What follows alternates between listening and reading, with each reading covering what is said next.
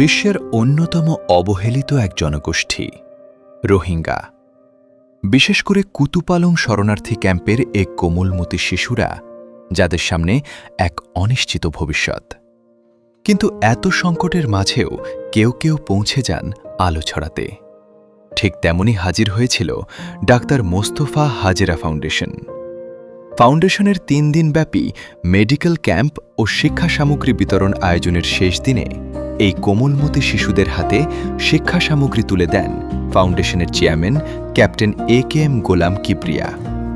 শিশুদের পড়াশোনার অবস্থা জানতে তিনি সরাসরি কথা বলেন শিক্ষকদের সাথে। এরপর শিশুদের সাথে কাটান আনন্দঘন কিছু সময়। কারণ প্রতিটি শিশুরই অধিকার আছে স্বপ্ন দেখার, অধিকার আছে একটি সুন্দর শৈশব পাওয়ার।